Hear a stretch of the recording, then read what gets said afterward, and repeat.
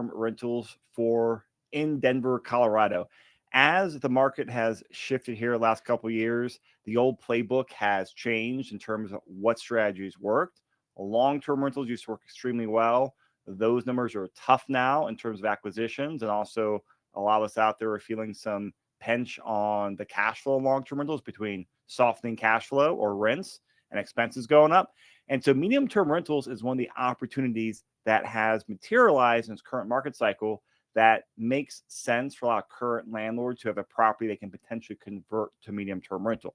So I have Keyrenter Property Management in the studio today to come talk about how medium-term rentals work in the market. So we're going to talk about what it is, how it works, and then quite a few case studies. And I've got Brandon, Sean, and John here in the studio. Good afternoon, guys. Good afternoon. How's it going? It's gonna be a lot of fun. So, we've had, I think, 2 property walks so far we've done. Both we had 20 seats reserved and 25 people showed up. Great. A lot of interest on here. A lot of people who are attracted to the medium-term rental market. So excited for this webinar. So if you guys have questions out there, post it in the chat. We'll answer them. And of course, stay tuned for more details and also some property walks. So Brandon, why did you guys expand to medium-term rentals? Yeah, basically it was just we kept getting existing clients asking if we'd handle these. We got, a lot of calls where people were just like, do you guys handle these? And for a long time we said no. And at some point we thought maybe we should give this a good hard look because it seems like there's some real need there in the market. So we're coming up on a year since we kind of decided like, hey, I think this would be worth giving this a real shot. And so we took on our first medium-term rental in July 2024. We currently manage about 20 or 24 of them. A lot of what we've seen are some of our existing clients, especially those who have, 3, 5, 8 properties are like, yeah, let's try one. And they'll go out and furnish it and give it a whirl. And we're getting a little bit too of people calling who've been at this for a little while, have some medium terms and just are sick of the management on them. So both of those definitely have had some interest from people wanting to like go out and find one that would work really well and buy it for this. But I don't think we have any that we manage that were like bought specifically, with us managing right out of the gate. So that's been a little bit on our experience with it. And we've learned a lot, certainly in the past few months. Good. And overall, there's demand for it, right? The landlords have interest in it. And so far the market is serving up a good amount of demand for medium-term rentals as well, right? Yeah, absolutely. I think that was our fear going in is like, yeah, how confident can we be in predicting rental rates for it? And so we've taken a very conservative approach there on trying to not overpromise and as we're figuring this out. And I think like across the board, we've been very encouraged by how quickly things get booked, how little vacancy we see between turns. So it's not like we haven't had any bumps or anything, but like far more wins, higher rents than expected, booking sooner than expected. Than we have the other way. Great. So talk, about what the definition of medium-term rental is. Let's define it before we move on. Yeah. So we're saying 30 days plus. So that gets you out of a lot of the regulation and that kind of thing. For the short term, right? 30 days or less is the short-term regulation. Yep. So this medium term is just beyond that. So a lot of it does start with maybe a 30-day term. And go longer, but we have plenty of people booking 3, 4, 5 months at a time. So sometimes they have a longer need there. Yeah, I think typically a lot of it's 30 days to 6 months is kind of like the common number you would see. Yeah, and oftentimes we're getting a shorter term up front. So they're booking 30 days to start or 60 days, and then often asking for an extension a little bit in because sometimes their circumstances are a little bit up in the air on that. And just to be clear, these are always furnished. In our model, we're paying for the utilities. It's kind of move-in ready in that sense of the internet's on, they're not messing with water bill or utilities, that kind of thing. So it's ready to go, furnished, some basic, there's plates and pans and, that kind of thing. All right. So the market has demand for it. There is less regulatory headaches to deal with, like in short-term rentals. Lots of laws and you basically can't do it in many markets around here. Yep. Medium-term rentals a lot more wide open. What about financially? What are the numbers like from a pure financial standpoint? Yeah, so we're seeing it sit in between kind of that short term and long term. So basically, when we compare it to long term, because again, most of the people that we're dealing with in this have a long term rental they're converting. So we're seeing certainly some premium rents. So um, a huge range there, but yeah, 20, 30, up to 100+% premium. So a lot depends on the property and what else is around it, that kind of thing. I think one thing that I've always tried to understand the distinction on is how is a medium term different than just a short term rental where they are willing to take a guest for 30 days, right? So some of the subtle differences there are it's not as expensive to set this up. It's not as full service and high end amenities, and really it's a little more kind of pragmatic basics that people need to live in a space. Okay. And then in terms of like we get the big rent increase if the property is in the right location, the right property type, big rent increase. Generally speaking, how much is like the expense increase as well? Is it proportional, or is it still, or does it just depend so much on the property? Yeah, I mean, there's some of it's fixed, some of it's probably promotional or proportional. So things like utilities are really going to depend on like square footage and that kind of thing. But internet's a pretty flat rate. So the big things we see are you're paying utilities, so that's going to be maybe 100 to $300 depending on the size of the property. Then your internet maybe 50, $60, something like that.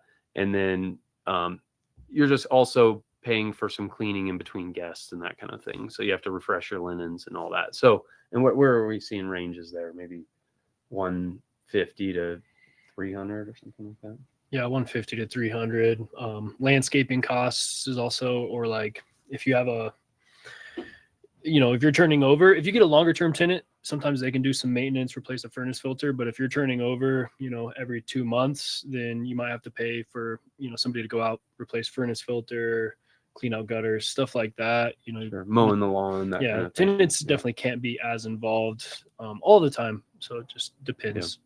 And I think we're seeing the prices reflect that. So if you're doing this on a condo where there's like very little added expense, you might only get a premium rent of 25, 30%, but your expenses only go up, 20%. So most of that is going to be a premium to you. On the bigger properties, we see kind of bigger premiums, the gap between what a long-term rental would fetch and then what we're seeing on medium term. And let's about that for a second, like the property types, because you correct me if I'm wrong, but you see a lot of success in like smaller, studio to 1 or 2 bedroom type places in great locations, and also some like 4 or 5, 6 bedroom houses in more of a suburban location, right? Is that kind of like the two big ones you're seeing? Keep waiting for this like trend to emerge where we're like, okay, this is the sweet spot and this is the one that doesn't work at all. And I mean, you guys could speak to this, but like it feels like there's some opportunity across the board, from smaller properties, more turnkey condos, all the way up to kind of, we've seen some in real like newer construction, like built since 2000, HOA communities where they don't allow any short-term rentals. We've seen huge premiums on some of those where they're getting, where maybe long-term it'd be a $3,000 a month thing, and we're seeing 6, 7, 8,000 a month for medium term. So okay, so no real like clear trends. This is always the right path. It just depends on a lot of factors. Yeah, for sure. And I think there's a little more risk for the person getting in with that bigger property, just in terms of that property. It might take 50,000 to furnish it properly for this. So if it's currently unfurnished, a little more barrier to entry, but we're seeing that the reward there. Well, let's talk about who is renting these properties, right? It's in between a short term, it's a long term. Who is the renter, or who's the person, living here for 2 or 3, 4 months? Yeah, I think I've kind of started to make the joke that like somehow the traveling nurse just imprinted on the American psyche to where it's like, that's the tenant that everyone thinks we're after. They exist, but they're not that prevalent. There's more of the marketplace than just traveling nurses. It's a small fraction of where we're seeing interest from. So I listed some here. It's everything from students, people, insurance displacement, so they're out of their house for fire, flood, something like that. A lot of digital nomads, or people that just they can up and move from wherever they're at, and they have a flexible job. Yeah, doctors, nurses, business travelers. Sometimes people are here for, someone might be like they work for a corporation that's national and they're here to help open a new location of a store or kick off a project or something. And that might be 2, 3, 4 months or something. So a lot of that, some construction companies, certainly for special projects, they'll bring a crew out here.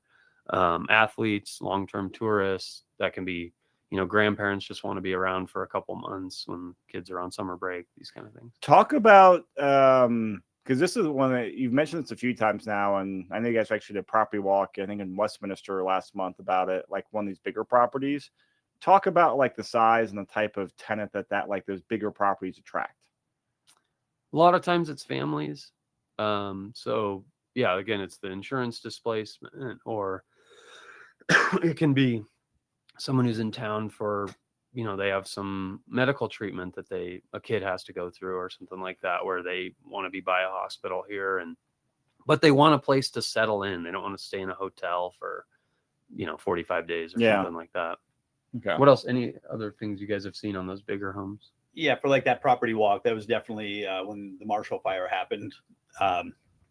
He had tenants or guests in there that were displaced because of that. So that was a big one.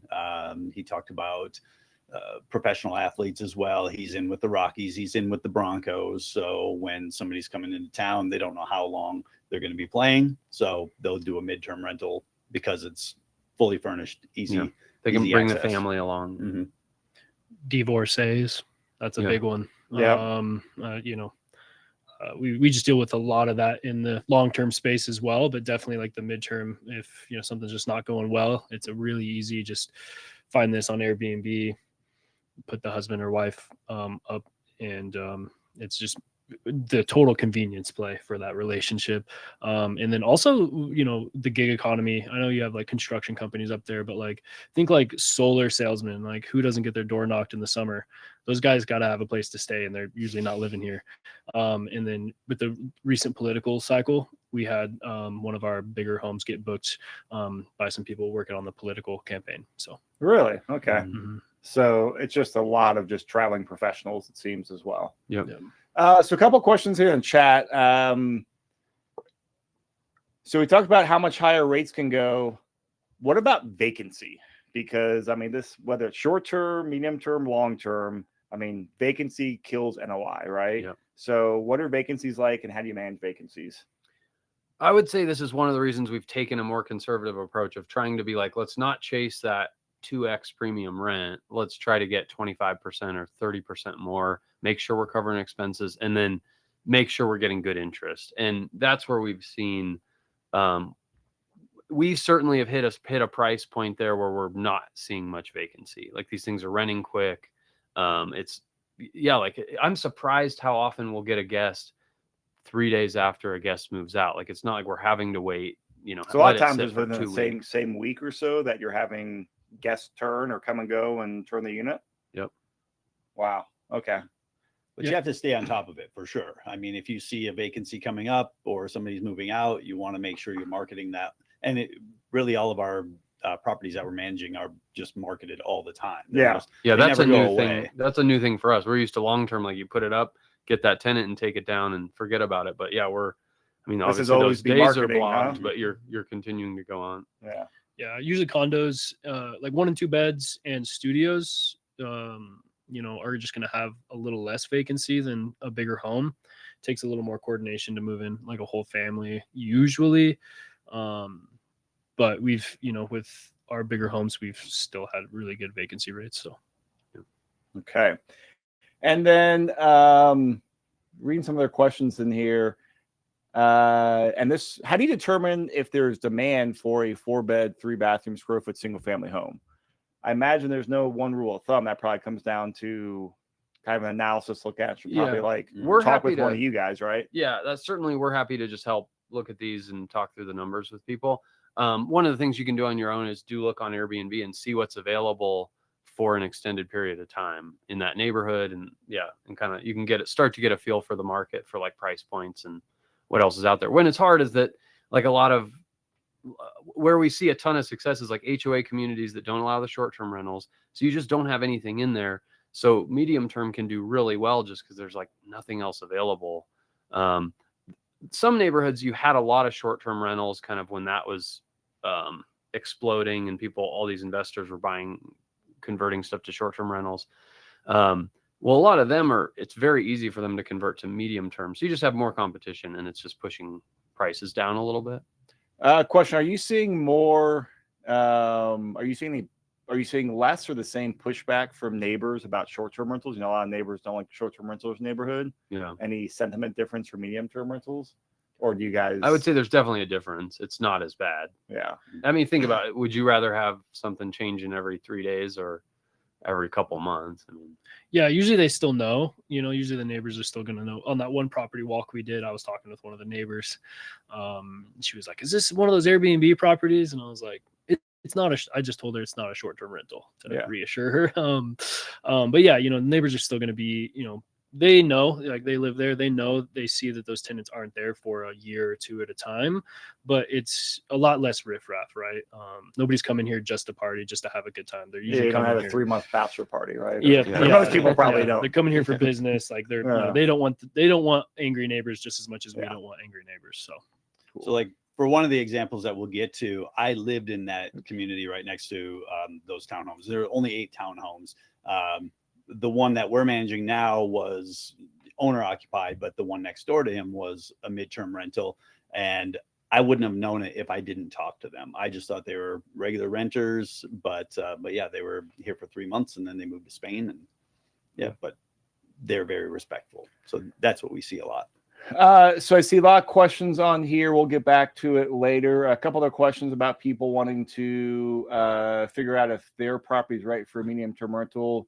Yeah, that's where you want to talk with John or Sean, so they can do a little more of like a study or a presentation and run the numbers for you. We'll have Sean's info at the end, Yeah. so that you could just shoot off an email with your address and some details. We can take a look at it. Yeah. So, and that's the big thing I would recommend. We have a slide here as well. But like, if you guys already have long-term rentals, good thing to come talk to Keyrenter about, because they can help see if one property makes sense for medium-term rental or a couple. They can also do an audit on your whole portfolio, which helps you maybe look for medium-term opportunity, or just look for ways to increase your NOI on your existing properties. Remote work. And you guys already said a lot of your residents here are remote workers, right? Yeah. What about specifically, like, how do these properties differ from STRs? Because you said there's a very distinct need between MTR traveler and an STR traveler. Yep. So again, I'm going to highlight one of the benefits here is you can be in a lot of areas that have some regulation around the STRs. So city and county of Denver, for instance, some real opportunity there. Some of these HOA communities that don't allow it. So that's a lot of times where we're seeing premium rents, really good demand. As far as like, because so much of this is a business traveler guest, we want to kind of cater these to them. So dedicated office, high-speed internet, maybe just go ahead and put like some extra monitor or the 2 monitors in there, a printer, a nice chair that you'd actually want to sit in for a full work day, that kind of thing. And none of this has to be super fancy or anything like that. But I imagine having like a dedicated space and actually having photos probably goes a long way on the sites, right? And we're not doing tours on these. They're booking just sight unseen. So yeah. Because I mean, I know that I've traveled places for either a week or longer a time, and if you're there for work, you care about the workstation. Yep. And then also just on the amenities, some things that can help, because people are going to be there a little bit longer. Some more like storage space can be nice. Laundry and unit, blackout curtains. You may have people working funky hours and that kind of thing. You can offer periodic cleanings while they're there. Certainly being pet friendly helps, especially with things like those insurance displacements and that kind of thing. Like, I mean, there's a lot of people with like 3 or 4 dogs, and that's going to be hard on a house, but that might be the type of person who's going to pay a serious premium to be able to stay at your place. All right, so let's I see a lot of questions around here too about just neighborhoods and different properties. So we're actually going through a couple of case studies on here, and we'll answer some of these questions in the chat box as well. So this is the first prepared case study. We've got like quite a few to go through, but talk to us about this golden property. Yeah, so right by North Table, nice little townhomes. Technically only a 1 bedroom, but it does have an office. Yeah, 2 baths, 900 square feet, just a 1 car garage. So yeah, a nice, decently updated place here. So if you go to the next slide, we were projecting 2,200 a month for kind of a long-term scenario. Our current, we offered it MidTerm, booked right away in the slow season, 3,100 a month. We actually got 2 guests lined up with just 4 days in between. And that covers like the next, I don't know, 6 months or something like that. So yeah, just a great premium there. As far as additional expenses, this one was already furnished from the owner who had lived there. So yeah, like a $200 initial cleaning. And then every time we turn it over, it'll be 175, and then about 215 a month for all the utilities. All right. So, and with the long-term rental, would the owner be paying some of those utilities, or would those utilities all be on the? Everything I put there would be stuff that would be passed through to the long term. Yeah. So, Okay. so you're seeing that's eating up some of the difference. So maybe we'd be at 24.15. So yeah, but still like a $675 premium monthly. So you can handle a little more vacancy. Oh yeah. So I mean, cost, there's good margin on that. And this is one of the questions is, what neighborhood makes sense? And of course, like, different types of rental strategies are more location dependent. Yeah. And I think short-term rentals and medium-term rentals much more location dependent than a long-term rental. Sure. And so would you call this like a Class A neighborhood, Class B neighborhood, or just a nicer? I mean, it's hard to say. I would say it's a Class A neighborhood, but probably like it's not a phenomenally new property or Yeah. like. Yeah, it was built in the 80s. This unit, this is where I used to live. His is the nicest of all of them. He took a lot of time to renovate it. It is technically a 2-bedroom, but he wanted to have a dedicated 1-bedroom, or dedicate 1 bedroom to be an office. There is a little, sleeping area there, but figured it would rent better that way. But yeah, it's just in a great location. You walk out, go down the steps, and in 5 minutes you're in downtown Golden. So that's really nice. So okay, so this is an amazing location. Mhm. It's walkable to stuff, and you're getting premium rent. And sounds like what you said you have it booked out for next 6 months. You said. Yep. All right, so you have it booked out for 6 months with about 4 days of vacancy. Yeah, and there was virtually no vacancy on the front end either from when it was available. Yeah. So okay, so this sounds like kind of like an A+ move in terms of like location, numbers, in terms of rental income, and also just demand. And I think there's a chance we could have pushed the rent on that for sure. Like we've focused on trying to minimize vacancy and really get these going. But yeah, this is one that is an example of a great property for it. I don't think they all have to be A properties. I think we're seeing some success on stuff that's kind of just B class, like little apartments and that kind of thing, but not as big a premium certainly on those. So. And before we go to the next example, I mentioned this a few minutes ago, but 2 things I'll put on everyone's radar here is if you guys have questions on medium-term rental, convertibility for one of your properties, contact Sean here at Keyrenter.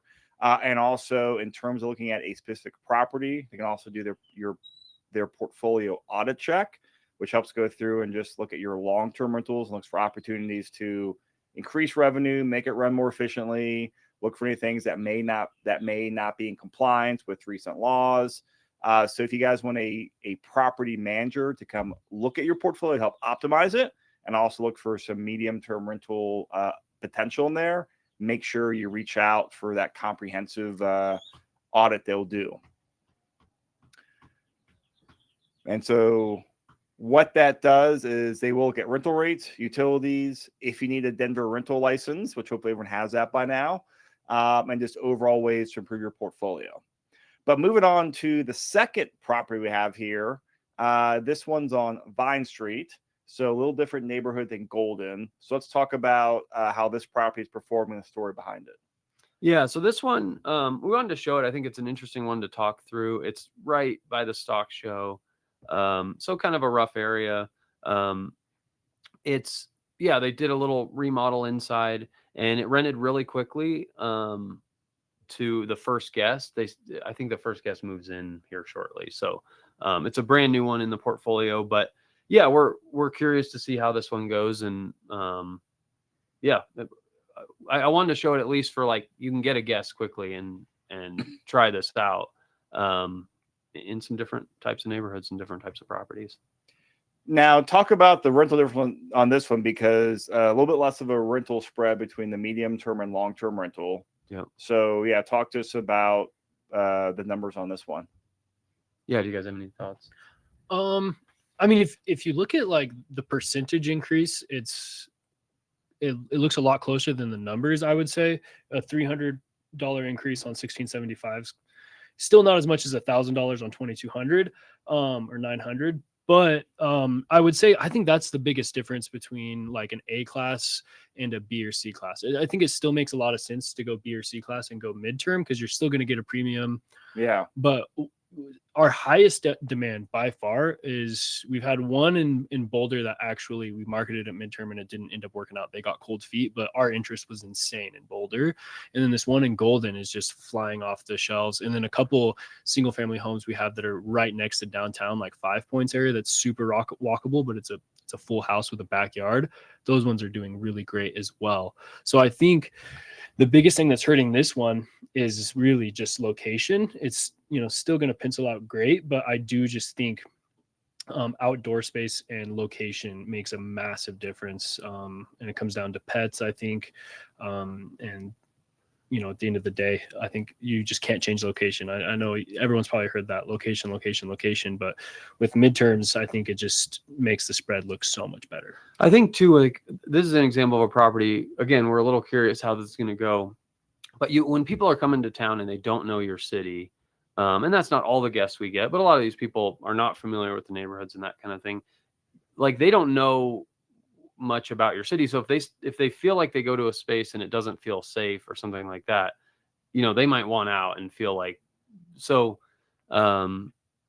Whereas a long-term guest has a chance to walk it and they know what they're getting into, and usually not as many issues there. So we'll see. I don't know how this one will go, but I would say that's something to consider of like, just look at it through the eyes of you've never been here before and you just roll up on this street and you're about to like move into this property. What would you think based on what you're seeing online and pictures of it and then what it's actually like? So it's a lesson too. And like you want to be careful that you're not over advertising it, right? Yep. You want to be clear on what people are getting. So this one, you have your first guest moving in May 1st, it sounds like, right? Yep. So they booked a 3-month stay. Yep. That's phenomenal. So that's the first guest in there moving in May 1st. And then some questions here in the chat box here I want to address. Talk about wear and tear concerns on a medium-term rental versus a long-term rental. Is there anything different, or does one have better options or worse? I feel like it's a big benefit that you are putting the furniture in there and people aren't moving furniture in and out. Mm-hmm. So that would be a vote towards medium term. I would say in general, we're seeing a really high quality guest. They don't seem to be getting a ton of hardware, but we're still kind of new at this. So what have you guys seen? Yeah, it seems like they live in the home lighter than a short-term renter would or a long-term renter would, for sure, because a lot of them are just coming in. Sometimes they don't even use the kitchen. They might have stuff in the refrigerator, but they might not cook because they're going out more often. Or let's say a traveling nurse, typically they have the night shift, so they're sleeping during the day or out exploring when they're not working, and then working at night. So that's kind of been the experience where the wear and tear is less on a midterm than it is on a long term. And I've heard that anecdote from other investors and also like short-term rental property managers over the years, where this is one like that's surprising, but then it makes sense as they explained it to me. It's like, well, it's what you just said. Hey, people aren't moving furniture in and out, which I would say, hey, you banged the wall moving out your couch or your desk or whatever. Secondly, whenever you turn the property, and you do turn the properties more medium and short-term rentals, you walk the property and you're able to, oh, hey, there's a small leak there, or there's an issue here, or hey, this is broken. And so it actually, a lot of times you're able to do a lot more preventative maintenance, is what I've heard, and a lot less like catastrophic, the slow drip below the sink that, we knew about that 12 months ago, Yeah. that's a $50 repair versus a $5,000 repair type thing. Absolutely. Right. You don't have the same dog that runs up and down the fence in the same way. Yeah. And tracks it out. Yeah, who doesn't want their home cleaned 3 or 4 times a year either? Like it's, yeah, just keeping it clean, I think is great. Yeah. Well, and let's talk about that real quick too. So on this one, it says $175 cleaning and laundry for each turn.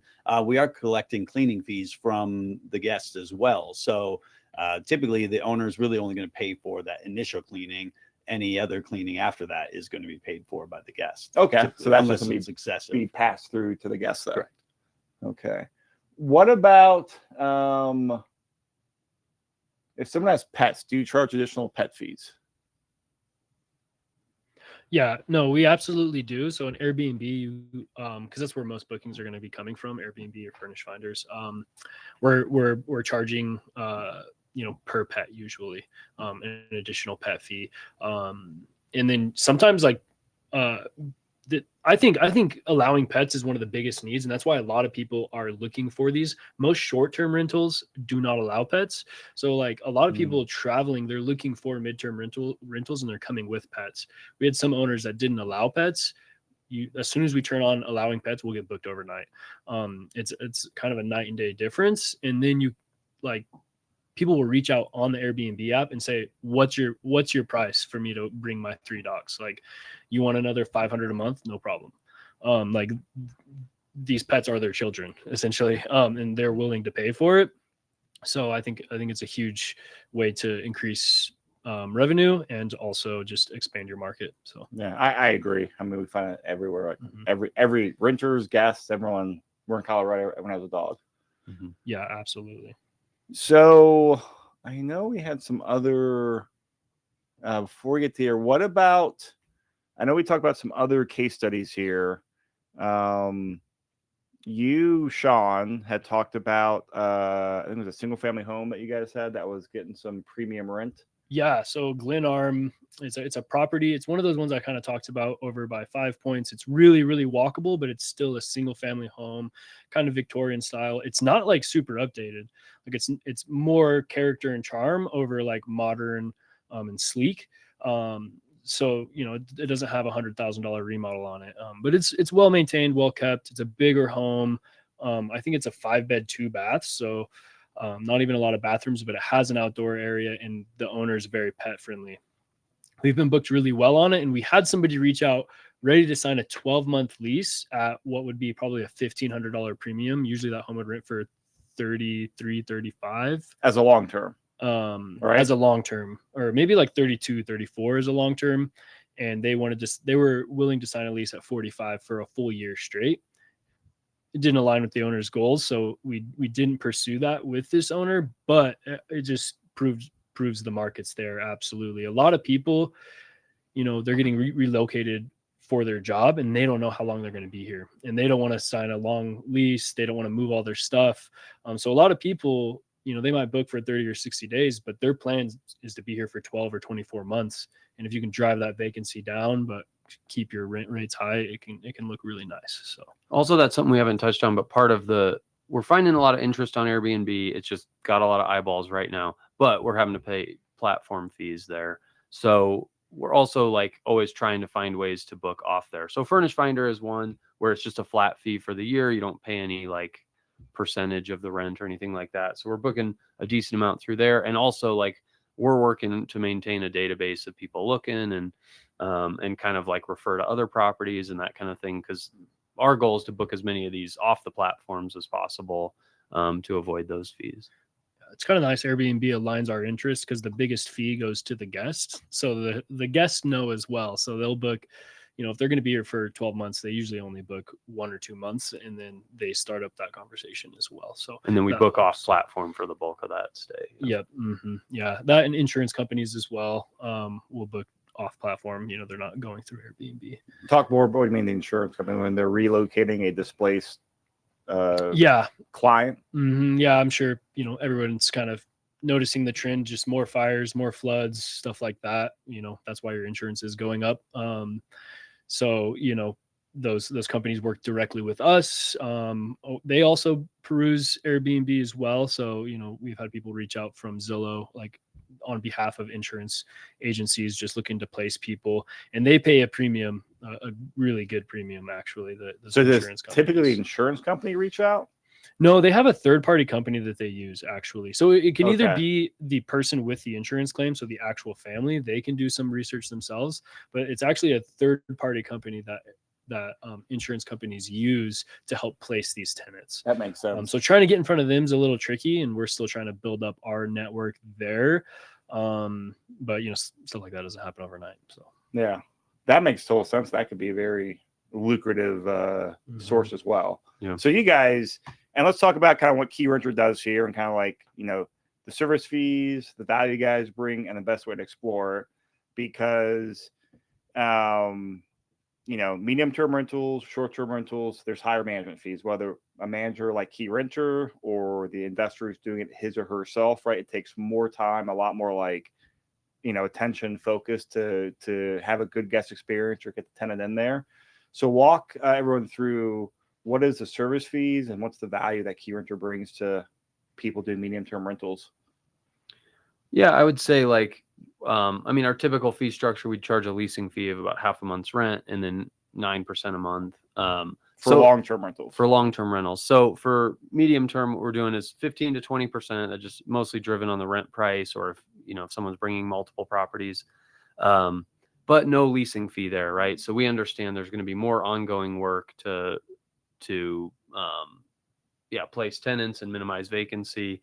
And we're really trying to build this out in a way where we provide the value of it's turnkey, it's easy, and we also have a lot of those contacts to book these quickly and can be a trusted source for like these companies that place the insurance related guests, and just that's what we're working to build out and drive that value for people. But I think it's a way that people are looking for a premium on their rents as expenses go up and that kind of thing, and we're trying to solve that. Because this is me wearing this my investor hat, right? I always look for ways to go out there and scale, right? How do I scale my portfolio? And hey, there's certain things I can do which brings me a really good return on my time, and there are things I can do where, hey, that's not my specialty, I should outsource it.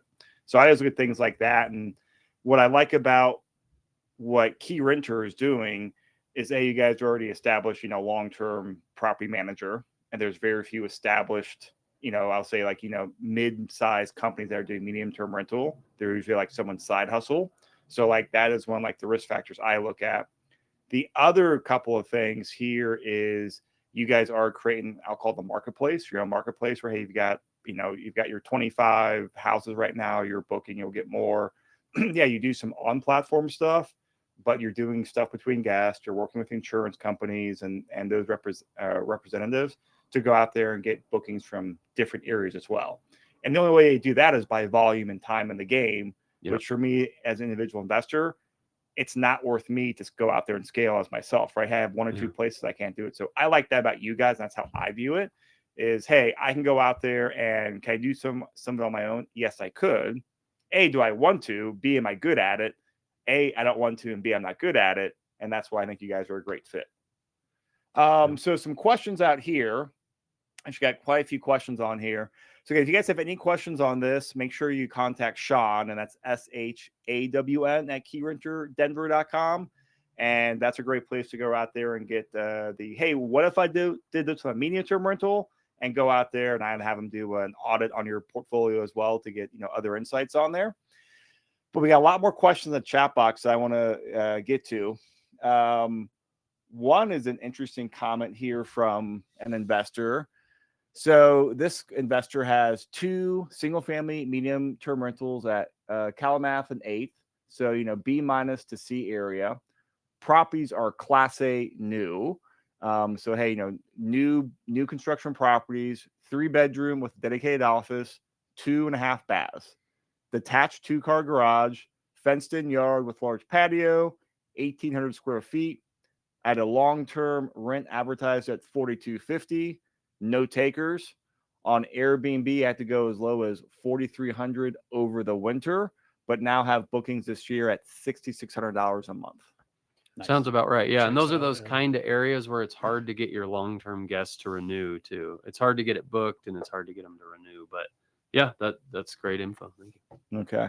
And then how do you go out there and charge security deposit fees? If Yeah. you do charge security deposit fees. We do, and that was in one slide. I didn't touch on it, but one of the advantages over short-term rentals here is we can get a security deposit. We can get a lease signed as well. So there's actually, it's not just a platform agreement. We're getting so even if someone books through Airbnb, we make them pay a security deposit, sign a lease. Okay. Just so we make sure we have all the legal teeth we need if there's any issues. I don't think we do security deposit on Airbnb. Oh, okay. Only off platform. Off-platform if we security switch 'em. deposit. Yeah, because Airbnb has a really good insurance kind of Guarantee. Yeah, Okay. guarantee. So Airbnb, no security deposit, but we do get a lease. Off-platform security Yeah, furnish deposit, finder or background whatever. check, and lease. And that's because Airbnb already has their kind of like built-in insurance. And they stand behind their Yeah. tenants, right? So, yeah, Airbnb, they get that convenience, but they're also paying for it. Yeah. And everyone's paying for it. Do you have them sign a standard lease? Is it like the same, I It's- guess by saying it's the same lease as a long-term rental? It's modified for Yeah, sure. slightly Yeah. modified, but more or less. Yeah, It's something we worked with our attorney on and made some changes from our It's a big lease. from And our lease we usually use on long term. yeah, and this to hopefully not take this conversation to derail too much, because there's been a lot of legislation that's made it, a lot more compliance to be, a housing provider in Colorado last couple of years. Yeah. But since these leases are shorter, sub 12 months, are a lot of the medium-term rental guests kind of excluded from all these new legislative things, or is it Well, some yes, some no? the biggest one was this hard thing where you can't non-renew a lease. The No eviction, No no fault fault eviction eviction. bill. So that one only kicks in for 12 months or longer. So yeah, most of them aren't coming into play with that, but all the habitability stuff and what we can charge for security deposits and application fees and all that still applies on these shorter term leases. Okay.